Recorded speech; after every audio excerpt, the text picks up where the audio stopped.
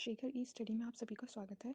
प्रिय विद्यार्थियों, हमारे इस ऑनलाइन इंस्टीट्यूट के माध्यम से आप सभी को गणित और हिंदी विषय का आधारभूत तरीके से अध्यापन कराया जाता है, जिसमें कहीं अगर थोड़ी बहुत त्रुटि हो जाती है तो उसके लिए हम क्षमा प्रार्थी हैं और इस संबंध में आपके सुझाव आमंत्रित हैं। धन्यवाद। हेलो दोस्तों, मैं शेखर स्वागत करता हूं आपका अपने YouTube channel Shekhar study point पर। दोस्तों, सामान्य गणित की अभ्यास श्रृंखला चल रही थी जिसमें हम चैप्टर वाइज अध्ययन कर रहे थे। ठीक है, हमने अंक की क्षमता को देख लिया है। अभी इसके और भी पार्ट आएंगे, उसी क्रम में आज छठवां पार्ट होगा।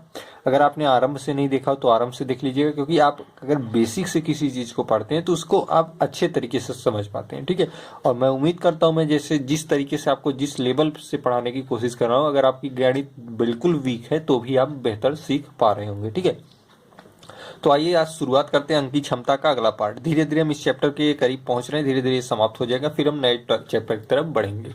देखिएगा, आज से हम विभाज्यता के नियम की शुरुआत करेंगे कि विभाज्यता का नियम क्या होता है। धीरे धीरे हम अंक की क्षमता की समाप्ति को रही है। ठीक है, तो देखिए, दो से शुरुआत हम दो से विभाज्यता के नियम की करेंगे कि दो से विभाज्यता का क्या नियम है। अगर संख्या के अंत में 0, 2, 4, 6, 8 हो तो वह संख्या 2 से पूर्णतः विभाज्य होगी। मतलब कह रहा है कि यदि आपकी संख्या के जो है अंत में 0 हो, 2 हो, 4 हो, 6 हो, 8 हो तो वह संख्या क्या होगी? 2 से पूर्णतः विभाज्य होगी। इसका कहने का मतलब क्या है? इसका कहने का मतलब यह है कि अगर आपकी संख्या इस तरीके से हो 200, ठीक है, तो 200 क्या है? यह पूर्णतः 2 से विभाज्य होगा, क्योंकि आपका रूल है कि अगर संख्या के अंत में 0, 2, 4, 6, 8 हो तो वह संख्या 2 से पूर्णतः विभाज्य होगी। देखिए, संख्या के अंत में क्या है? 0 है, तो जाहिर सी बात है 2 से पूर्णतः क्या होगा? विभाज्य होगा। देखिए, कट जाएगा। ठीक है, शेष क्या आ गया? शून्य। पूर्णतः विभाज्य मतलब शेष शून्य है। पूर्णतः विभाज्य का मतलब होता है शेषफल शून्य है। संख्या का अंत में अंक क्या होना चाहिए? यही होना चाहिए, 0, 2, 4, 6, 8। जैसे अगर एक संख्या में कहूं कि 96, क्या ये 2 से विभाज्य है? आपको विभाज्य करने की जरूरत नहीं, केवल इसी से आप पहचान जाएंगे, क्योंकि लास्ट का अंक क्या है? 6 है, और आपका रूल भी कहता है कि 0, 2, 4, 6, 8 आए। ठीक है, कोई भी संख्या हो, 1996 2 से विभाज्य है तो आप तुरंत कहेंगे हाँ, क्योंकि लास्ट में 6 है। ठीक है, इसी तरीके से कोई भी संख्या, जैसे हम ले लें कि 2100 2 से विभाज्य है, आप कहेंगे जरूर है, क्योंकि लास्ट का अंक 0 है। तो ये रूल आप जानते रहिए, अगर संख्या के अंत में 0, 2, 4, 6, 8 हो तो संख्या 2 से पूर्णतः विभाज्य होगी। इसी तरीके से देखिए, 3 से विभाज्यता का नियम क्या है? अगर दी गई संख्या के अंकों का योग उसे अगर दी गई संख्या के अंकों का योग 3 से, ये 3 है, ठीक है, उसे पढ़ने में आ रहा है, 3 से विभाजित है तो वो संख्या 3 से पूर्णतः विभाज्य होगी। कह रहा है अंकों का योग 3 से विभाज्य। जैसे हमें एक संख्या लिखिए 53, ठीक है, 5364। अब ये क्या, ये 3 से विभाज्य है। रूल क्या है? अगर दी गई संख्या के अंकों का योग 3 से विभाजित है तो संख्या 3 से पूर्णतः विभाजित है। अंकों का योग मतलब प्रत्येक अंक का योग कर दीजिए। 5, 3, 8, 8, 4, 12, 6, 18। 18 क्या 3 से विभाज्य है? कट जाएगा। तो यह पूरी संख्या 53, 64 6 से विभाज्य होगी। ये आपका रूल है। अगर ध्यान से देखिए, अगर दी गई संख्या के अंकों का योग, ये संख्या दी है, इसके अंकों का योग 3 से विभाजित है, 3 से विभाजित, देखिए अंकों का योग 18 है जो कि 3 से विभाज्य है, तो संख्या 3 से पूर्णतः विभाज्य होगी। मतलब आप कह सकते हैं कि 5364 6 से 3 से पूर्णतः विभाज्य। ठीक है, उसी तरीके से कोई एक उदाहरण ले लीजिए, जैसे 5, 5, 9, 14, 21, 24। अब हम पूछे कि क्या यह संख्या 3 से विभाज्य है? तो अगर आप 3 से इसको विभाज्य करेंगे तो बहुत समय लग जाएगा। भाई बहुत समय लगेगा ना इतनी बड़ी संख्या को 3 से विभाजित करने में, तो आपका समय नुकसान होगा। आपको एक रूल पता होना चाहिए, अगर दी गई संख्या के अंकों का योग, मतलब इन सभी अंकों का योग अगर 3 से विभाज्य है, संख्या 3 से विभाज्य होगी। जैसे 5, 4, 9, 5, 14, 14, 7, 21, 3, 24। अब यह 24 3 से विभाज्य है, 3, 8 में 24, तो यह पूरी संख्या, यह पूरी संख्या क्या होगी? 3 से विभाज्य होगी। ये रूल है आपका। ठीक है, एक उदाहरण और आपको मैं दे दूं, उसके बाद आगे चलूं। 53, 64, क्या 53, 64 3 से विभाज्य है? तो आप कहेंगे बिल्कुल होगी, क्योंकि 5, 3, 8, 8, 4, 12, 12, 6, 18, 18 3 से विभाज्य है, इसलिए यह पूरी संख्या क्या है? 3 से विभाज्य है। आप इस रूल को जानते रहिए। आइए अब 4 से विभाज्यता का नियम देखते हैं। 4 से विभाज्यता का नियम, अगर दी गई संख्या के अंतिम 2 अंक 4 से विभाजित हों तो संख्या 4 से पूर्णतः विभाजित होगी। अगर दी गई संख्या, कोई जो संख्या दी जा रही है, अगर उसके अंतिम 2 अंक मतलब लास्ट के 2 अंक 4 से विभाजित हों तो संख्या 4 से पूर्णतः विभाजित होगी। अब इसका मतलब क्या है, जैसे मैं एक एग्जांपल दूं, 8332, ठीक है, 8332। अब मैं पूछूं कि क्या यह संख्या 4 से विभाजित है, तो आप क्या करेंगे, मैंने कहा ना कि अगर दी गई संख्या के अंतिम दो अंक मतलब ये और ये 3 और 2 4 से विभाजित हो तो यह पूरी संख्या 4 से विभाजित होगी। देखिए 32 क्या है, 4 से विभाजित है, 4 8 में 32, तो यह 83 32 क्या है, 4 से पूर्णतः विभाज्य है। अब चाहे तो देख सकते हैं, 4 2 में 8, 4 2 में 8, 4 8 में 32, 4 3 में 12, मतलब 4 से काटेंगे तो पूर्णतः विभाजित हो जाएगी। पूर्णतः विभाज्य का मतलब होता है शेषफल शून्य है, शेषफल शून्य। अगर आपका मैथ बहुत भी कमजोर है फिर भी इस तरीके से मैं बता रहा हूँ कि आपको आसानी से समझ में आएगा। एक संख्या और ले लें, मैं आपको उदाहरण दे दूं कि 53,824, क्या यह 4 से विभाज्य है? क्या यह 4 से विभाजित है? 53,824 क्या 4 से विभाजित है? तो आप कहेंगे बिल्कुल है, क्योंकि इसके लास्ट के 2 अंक जो है वह 4 से विभाजित है, इसलिए यह पूरी संख्या 4 से विभाजित है। देखिए 4 8 में 24, ठीक है, 4 6 में 24 होता है, 4 6 में 24, तो 24 अगर पूर्णतः विभाज्य हो रहा है 4 से, तो यह पूरी संख्या 53,824 4 से विभाज्य होगी। ये 4 से विभाजितता का नियम है, ठीक। तो इस रूल को आप लिख लीजिएगा, अगर दी गई संख्या के अंतिम 2 अंक 4 से विभाजित हो तो संख्या 4 से पूर्णतः विभाजित होगी। हालांकि इसकी पीडीएफ आपको टेलीग्राम पे मिल जाएगी। आइए अगला रूल देखते हैं, 5 से विभाजितता का नियम। 5 से विभाजितता का नियम क्या है, यदि संख्या में इकाई का अंक 0 और 5 हो तो वह संख्या 5 से पूर्णतः विभाजित होगी। यदि संख्या में इकाई का अंक 0 और 5 हो, यह रूल है, पर 0 हो या 5 हो तो वह संख्या क्या होगी, 5 से पूर्णतः विभाज्य होगी। आपका यह रूल है। अभी देखिए ये रूल को कैसे फॉलो करते हैं, जैसे कोई संख्या लिख दें 235 235, ठीक है, थोड़ा सा साइन कर रहा होगा, मैं लिख लेता हूं तो आप देखिएगा स्पष्ट दिखेगा, ठीक है। तो अब इस संख्या को क्या हम कहें कि यह 5 से विभाज्य है, तो कैसे आप इसे साबित करेंगे, यदि संख्या के में इकाई का अंक मतलब ये अंक क्या हो, 0 हो या 5 हो तो वह संख्या 5 से पूर्णतः विभाजित होगी। तो इकाई का अंक क्या है, 5 है, तथा यह संख्या क्या होगी, 5 से विभाज्य होगी। जैसे 235 है, हालांकि छोटी संख्या आप जानते भी होंगे, 5 से विभाजित कर दिए, 5 4 में 20, 3 बचा, 5 7 में 35, देखिए पूर्णतः कट गई, मतलब ये पूर्णतः विभाज्य है, ठीक है। उसी तरीके से हम कोई भी संख्या ले लें, जैसे 2100, क्या 5 से विभाज्य है? अगर मैं पूछूं क्या 5 से विभाजित है, आप तुरंत कहेंगे हाँ, क्योंकि इसकी इकाई का अंक क्या है, 0 है। यदि संख्या में इकाई का अंक 0 या 5 हो तो वह संख्या 5 से पूर्णतः विभाज्य होगी। तो 2100 भी क्या है, 5 से पूर्णतः विभाज्य है। आप चाहे तो काट के देख सकते हैं, कोई भी संख्या हो, जैसे 1950 क्या 5 से विभाज्य है? तो आप भाग देने की जरूरत नहीं, आप तुरंत कहेंगे अगर लास्ट में 0 है तो 5 से विभाज्य है। 1995 क्या 5 से विभाज्य है? तो आप तुरंत कहेंगे हाँ, क्योंकि लास्ट में क्या है, 5 है, ठीक है। तो यही पहचानने का एक तरीका होता है, आपको भाग देने से बचना होगा। आपको ये रूल आना चाहिए कि यदि संख्या में इकाई के अंक 0 और 5 से हो तो वह संख्या 5 से पूर्णतः विभाज्य होगी, ठीक है। 6 से विभाजितता का नियम इसी तरीके से देख लीजिए, यदि संख्या 2 व 3 से पूर्णतः विभाज्य है तो वह 6 से पूर्णतः विभाज्य होगी। अब 2 से विभाजितता का नियम क्या है, संख्या में अंक हो 0 2 4 6 8 तो वह 2 से विभाजित होगी। 3 से विभाजितता का नियम क्या है, यदि संख्या के अंकों का योग 3 से विभाज्य है तो संख्या पूर्णतः 3 से विभाजित होगी। अब यदि संख्या 2 और 3 दोनों से विभाज्य है तो वह संख्या 6 से भी विभाज्य होगी, ये रूल कहता है। जैसे एक मैं एग्जाम्पल दूं, 95,244, ठीक है, क्या 6 से विभाज्य है, क्या 6 से विभाज्य है? तो कैसे करेंगे, अब देखिए यदि संख्या 2 व 3 से पूर्णतः विभाजित है तो वह संख्या 6 से पूर्णतः विभाज्य होगी। 2 से विभाजितता का नियम क्या है, लास्ट में 0 2 4 6 8 है, तो यहाँ पे देखिए 4 आया था, अर्थात यह 2 से विभाज्य है, 2 से विभाज्य। अब 3 से देखिए अंकों का योग 3 से विभाज्य हो, 9 5 13, 13 2 15, 15 4 19, 19 4 23, 4 4 8 2 10, 10 19 20 सॉरी 24 होगा, 9 और 5 14 होता है, 14 2 16, 16 4 20 4 24। अब 24 जो आया है योग वह 3 से विभाज्य है, तो ये संख्या 3 से भी विभाज्य होगी, 2 से भी विभाज्य, 3 से विभाज्य, अतः यह पूरी संख्या 95244 6 से भी विभाज्य है, विभाज्य है, क्योंकि यह रूल क्या है, यदि संख्या 2 और 3 से पूर्णतः विभाज्य है तो संख्या 6 से पूर्णतः विभाज्य होगी।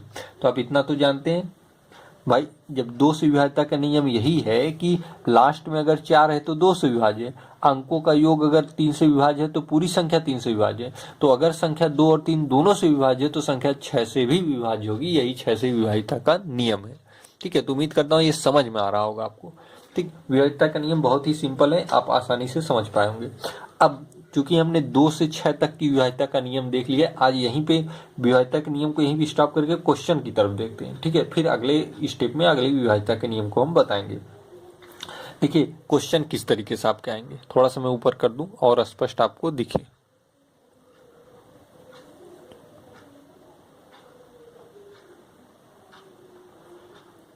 देखिए, यदि 3 से विभाज्य हो तो स्टार का मान होगा, मतलब यदि यह 3 से विभाज्य है, 34 स्टार 68 3 से विभाज्य है तो इसका मान होगा, इसका मान क्या होगा। अब यह है 3 4 स्टार 6 8, क्या यह 3 से विभाज्य है, तो आप क्या कहेंगे, आप इसमें क्या कहेंगे, 3 से विभाज्य। मैंने क्या बताया था, 3 से विभाज्यता का नियम, यदि संख्याओं के अंकों का योग 3 से विभाज्य है तो संख्या पूर्णतः 3 से विभाज्य होगी। लेकिन यहाँ पे एक अंक हाइड है, ये अंक पता नहीं क्या है, तो आप पहले इनको जोड़िए। 8 6 14 होता है, 14 4 18 होता है, 18 3 21 होता है। लेकिन एक स्टार भी है इसमें, ये स्टार, इसको अभी हमने, इसको पता नहीं क्या है तो क्या जोड़े। लेकिन यह क्या 3 से भाज्य है, तो देखिए 21 3 से भाज्य है, तो यहाँ भी कोई संख्या होगी वह 3 से भाज्य होगी। अगर हम इस स्टार के स्थान पे शून्य रख दें तो 21 ही आल टोटल हो जाएगा। तो 21 3 से भाज्य है, इसलिए पूरी संख्या 3 से विभाज्य होगी। तो इस स्टार का मान होगा 0, मतलब ये संख्या इस तरीके से होगी 34 0 68, ये होगी। ठीक है, स्टार के स्थान पे 0, क्योंकि 3 से विभाज्यता का नियम यही है, यदि संख्याओं के अंकों का योग 3 से विभाज्य है तो संख्या पूर्णतः 3 से विभाज्य होगी। यहाँ पे अंकों का योग अगर हम 0 रख दे तो विभाज्य हो जा रही है। ठीक है, ये आपके विकल्प पर निर्भर करता है कि क्या होगा स्टार का मान। हालांकि यहाँ विकल्प नहीं तो हमने 0 रख दिया। ठीक है, अगर आप स्टार के स्थान पे 0 के बाद 3 भी रखते तो 21 3 क्या होता, 24 हो जाता। 24 भी क्या है, 3 से विभाज्य, तो स्टार का मान 0 भी हो सकता है, 3 भी हो सकता है, मतलब 3 के पहाड़े में आए तो कुछ भी हो सकता है। इसलिए यह आपके विकल्प पे निर्भर करता है कि आप क्या रखेंगे, 0 रखेंगे कि 3 रखेंगे। ठीक है, करना आपको वही प्रक्रिया है जो 3 से विभाज्यता का नियम है कि अंकों का योग कर लेना है। अब आपको देखना है कितना कम पड़ रहा है 3 से विभाज्य के लिए, वह जोड़ देना है। ठीक है, वही जोड़ देना है, क्योंकि घटेगा तो है नहीं, एक क्योंकि अंकों का योग करना है, अंकों का घटाना नहीं करना है। तो अंकों का योग करेंगे तो जोड़ा जाएगा, तो जोड़ेंगे तो 3 से विभाज्यता तक जाएंगे। 3 से विभाज्यता जहाँ प्राप्त हो जाती है वही स्टार का मान हो जाएगा। जैसे 21 था तो 21 में कुछ जोड़ने की जरूरत नहीं, क्योंकि 21 खुद ही 3 से विभाज्य है, तो 0 जोड़ दीजिए, कोई मान में फर्क नहीं पड़ेगा, तो 0 इसका मान हो जाएगा आंसर। ठीक है, हालांकि एक चीज मैं बता दे रहा हूँ कि ये आपके विकल्प पर निर्भर करता है कि आप 0 रखें, 3 रखें कि और कुछ रखें। ठीक है, आगे मैं इस तरीके के प्रश्न भी दूंगा। 2 क्रमागत संख्याओं के वर्गों का अंतर सदैव होगा। 2 क्रमागत संख्याओं के वर्गों का अंतर क्या होगा, सदैव विषम होगा। ठीक है, 2 क्रमागत संख्याओं के वर्गों का अंतर हमेशा क्या होगा, विषम। जैसे ये 2 और 3 क्या है, क्रमागत संख्याएं, 2 के बाद ही 3 आती। अब इनके वर्गों का अंतर पूछ रहा है, इनका वर्ग करिए, 2 का वर्ग और 3 का वर्ग, इनका अंतर निकालिए। तो 2 का वर्ग होता है 4, 3 का वर्ग होता है 9, 9 और 4 का अंतर क्या होता है 5, 5 क्या है, विषम संख्या है। तो आपका विकल्प यही सही होगा कि 2 क्रमागत संख्याओं के वर्गों का अंतर सदैव विषम होता है। कोई भी संख्या ले लीजिए, 7 और 8 ले लीजिए, अंतर निकालना है, अंतर में ऋणात्मक नहीं देखा जाता, ये अंतर का चिन्ह होता है। 7 का वर्ग 8 का वर्ग, वर्गों का अंतर कहा है, 7 का वर्ग क्या होता है 49 49, और 8 का वर्ग क्या होता है 64। 49 और 64 में अंतर क्या है, 49 1 50, 10 60, 64 15, 15 क्या है, विषम संख्या है। इसलिए 2 क्रमागत संख्याओं का वर्गों का अंतर सदैव विषम होगा। ठीक है, सदैव क्या होगा, विषम होगा। आइए कुछ और प्रश्नों को देख लेते, देखिएगा कुछ विविध प्रश्न देख लेते हैं। जैसे आपका प्रश्न है, 3 अनुक्रमित संख्याओं का योग 333 है तो अंतिम 2 संख्याओं का योग क्या होगा।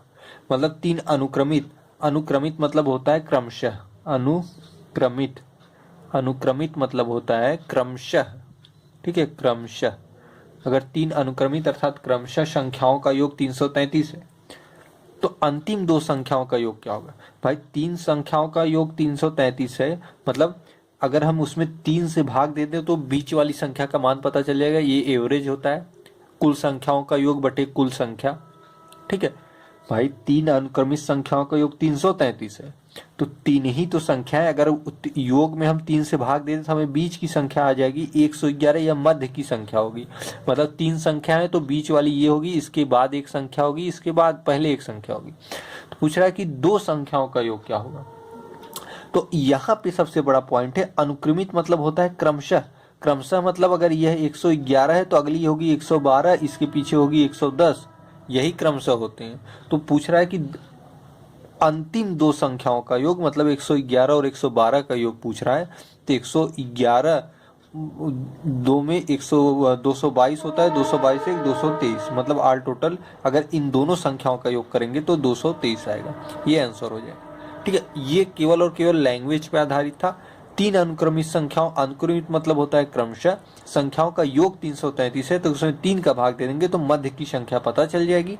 अंतिम दो संख्याओं का योग पूछा है तो मध्य की संख्या अगर इतनी है तो उसके क्रमशः उसके आगे 112 होगी, उसके पहले 110 होगी। क्रमशः मतलब अब अंतिम दो का योग करना है, 111 और 112 का योग करेंगे तो 223, ये आपका आंसर हो जाएगा। ठीक है, तो इस तरीके से प्रश्नों को आप सॉल्व करेंगे। अगला प्रश्न देखते हैं। वह बड़ी से बड़ी संख्या जिसके द्वारा तीन क्रमागत समप्राकृतिक संख्याओं का गुणनफल हमेशा विभाज्य है, ये आपके विकल्प पे आधारित है, आप विकल्प से लगाएंगे। वह बड़ी से बड़ी संख्या जिसके द्वारा तीन क्रमागत समप्राकृतिक संख्याओं का गुणनफल हमेशा विभाज्य है, मतलब इन विकल्पों में ऐसी कौन सी बड़ी से बड़ी संख्या है जिसके द्वारा तीन क्रमागत सम प्राकृतिक संख्या, यहाँ पे देखिए सम क्रमागत और प्राकृतिक की बात की गई, तो सम होनी चाहिए अर्थात 2 से शुरू होगी, क्रमागत होनी चाहिए और प्राकृतिक संख्या होनी चाहिए। तो 2 के बाद अगली सम कौन आएगी? 4 आएगी, अगली सम क्या आएगी? 6 आएगी, और 3 ही होनी चाहिए तो 3 हो गई। प्राकृतिक भी है, क्रमागत भी है, सम भी है। ठीक है, तो गुणनफल इनका कह रहा है, इनका गुणनफल करिए। 4 2 में 8, 6 में 24 होता है। क्या है 24 किससे विभाज्य है? जो 24 24 से ही विभाज्य है, लेकिन हमेशा विभाज्य होना चाहिए। अगली क्रमागत अगर हम लें तो 4, 4 के बाद 6, 6 के बाद 8। क्या इनका गुणनफल करें? 8 6 में 48, 48 4 में 192, ये भी विभाज्य होनी चाहिए, हमेशा विभाज्य होना चाहिए। ये देखिए गलत हो गया क्या? 6 4 में 24, 24 2 में 48 होता है। ठीक है, ये गलत हो गया। 48 मतलब ये वाला विकल्प मैच कर रहा है, 48 विभाज्य कर देगा और 48 इसे भी विभाज्य कर देगा, क्योंकि 8 6 में 48 कट रहा है, इसलिए ये भी विभाज्य हो जाएगा। अगली क्रमागत देखें तो 6 गुणे 8 गुणे 10, 8 6 में 48, 10 में 480। अब 480 को भी 48 विभाज्य कर देगा, मतलब यह विकल्प ऐसा है सही कि यह बड़ी से बड़ी संख्या है जिसके द्वारा तीन क्रमागत समप्राकृतिक संख्या, चाहे कोई भी तीन क्रमागत समप्राकृतिक संख्या हो, इसके बाद की भी कोई हो, वह हमेशा विभाज्य होती जाएगी। इसलिए यही बड़ी से बड़ी संख्या 48 है। ठीक है, आप इसको 48 को आंसर टिक करेंगे। आइए अगला प्रश्न देखते हैं। एक दो अंकों की संख्या और उसकी अपने अंकों के योग का अनुपात। एक कोई दो अंकों की संख्या है, ठीक है, और उसकी अपने अंकों के योग का अनुपात 7:1 है। मतलब कोई एक संख्या है आपकी, मान लीजिए m और n, ये एक संख्या है दो अंकों की, और अपने अंकों के योग का अनुपात मतलब m + n का अनुपात क्या है? 7:1 है। इकाई के अंक से दहाई का अंक एक अधिक है। इकाई के अंक से दहाई का अंक मतलब mn में क्या होता है? अगर mn है तो इसमें इकाई और दहाई का अंक क्या होता है? ये दहाई होता है, ये इकाई होता है। मतलब आप लिख सकते हैं 10 × m + n। ठीक है, ये दहाई हो गई, ये इकाई हो गई। भाई 10 का गुणा करेंगे और ये जोड़ेंगे तो mn ही आएगा। आगे आपको उदाहरण में बता चुका हूँ, इसके पहले के पार्ट में भी बता चुका हूँ। कह रहा है कि इकाई के अंक से दहाई का अंक एक अधिक है। इकाई के अंक से दहाई का अंक एक अधिक है, मतलब 10m = n + 1। ठीक है, तो 10m - n = 1। यहाँ से देखिए हालांकि ये समीकरण लंबा बन जाएगा, ठीक है। इसको विकल्प से लगाएंगे तो आसानी रहेगी, ठीक है। एक तरीका और हो सकता है इसका, एक दो अंकों की संख्या और उसकी अपने अंकों के योग का अनुपात 7:1 है। तो यहाँ पे आपको थोड़ा सा अगर आप गेस कर लेंगे तो क्या होगी, तो आप ये जान लेंगे जैसे अनुपात 1 आनी चाहिए और उनका गुणनफल मतलब उनका अनुपात 7:1 हो। तो अगर हम इस तरीके से कर दें इसको,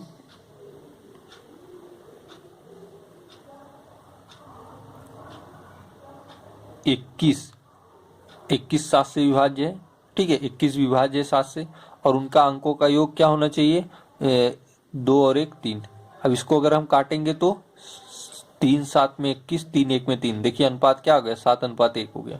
तो वह संख्या क्या होगी, 21 होगी। ये आंसर हो जाएगा, लेकिन यह विकल्प दिया रहेगा तब आप कर पाएंगे। अगर विकल्प नहीं दिया होगा तो ये प्रक्रिया अपनाएंगे, हालांकि ये प्रक्रिया अब लंबी जाएगी।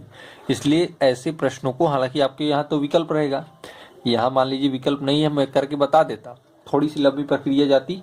हाँ, अब मैं आगे के प्रश्नों में बता दूंगा, एक समीकरण ये बनता, एक समीकरण यहाँ से बनता, mn का मान निकालते, तब आपका प्रश्न सॉल्व हो पाता।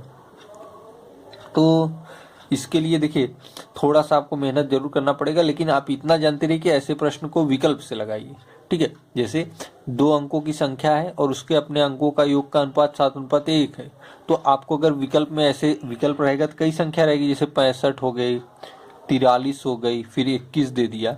अब इसका भी देखिए 11 4 3 7, अब इसका तो 7 आ रहा है, लेकिन इनका योग क्या हो जा रहा है, 1 हो जा रहा है भाई। 4 3 7 और 7 और 43 कटेगा नहीं, 7:1 आना चाहिए शर्त के अनुसार। अगर हम 21 रखते हैं तो 21 ऊपर आ गई संख्या, नीचे 2 और 1 3, ये कट के 7:1 आ रही है, तो यह विकल्प सही हो जाएगा। तो ये विकल्प के आधार पर ज्यादा सटीक बैठेंगे। हालांकि ऐसे प्रश्न भी लगाए जा सकते हैं, लेकिन ये लेंदी जाएंगे, इसको मैं आगे और व्याख्या कर दूंगा।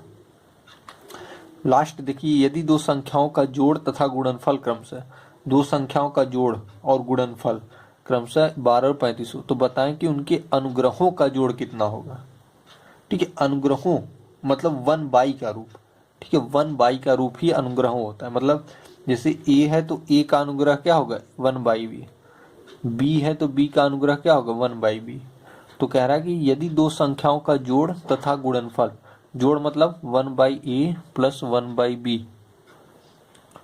और गुणनफल 1/ab, ये आपका प्रश्न दिया है, ठीक है। तो बताएं कि उनके अनुग्रहों गुणनफल क्रमशः इतने हैं, तो बताएं कि उनके अनुग्रहों का जोड़ कितना होगा। मतलब थोड़ा सा देखिए ये गड़बड़ हो गया, ठीक है। इतना आप समझे ना, अनुग्रह क्या होता है। कह रहा है कि यदि दो संख्याओं का जोड़, अनुग्रह यहाँ नहीं क्या है, यहाँ केवल कहा है कि दो संख्याओं का जोड़ 12, मतलब a धन b बराबर 12, तथा गुणनफल, संख्याओं का गुणनफल ab बराबर 35। यहाँ पे आपका इतना प्रश्न में दिया हुआ है, दो संख्याओं का जोड़ तथा गुणनफल क्रमशः 12 35 है, तो बताएं कि उनके अनुग्रहों का जोड़ कितना होगा।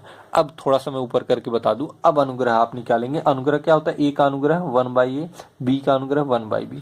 अनुग्रहों का जोड़ मतलब 1/a प्लस 1/b, इसका जोड़ क्या होगा, यही आपसे पूछ रहा है। इसका मान क्या होगा, इसका मान के लिए ab एलसीएम लेंगे, ऊपर क्या हो जाएगा b प्लस a, तो या तो b प्लस a लिखिए चाहे a प्लस b लिखिए, मतलब एक ही होता है। a प्लस b का मान होता है 12, ab का मान होता है 35, तो अनुग्रहों का जोड़ क्या हो जाएगा 12/35। ये आपका आंसर हो गया। थोड़ा सा यहाँ मिस्टेक हो गया, हमने अनुग्रहों का जोड़ ही 12 समझ लिया, लेकिन यह संख्याओं का है।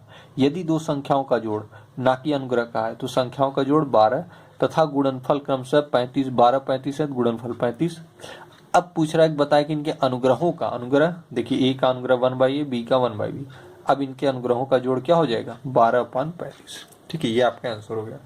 तो उम्मीद करता हूँ आज का थोड़ा आपका पूरा समझ में आया होगा पार्ट, कि क्या मैं बताना चाह रहा हूँ। आपने विभाज्यता का नियम देखा, विविध प्रश्नों को देखा, इसी तरीके के प्रश्न आगे भी आएंगे। अभी 1-2 पार्ट इसके और आएंगे और विभाज्यता का नियम हम पूर्णतः कवर कर लेंगे। तो आज की वीडियो में फिलहाल इतना ही।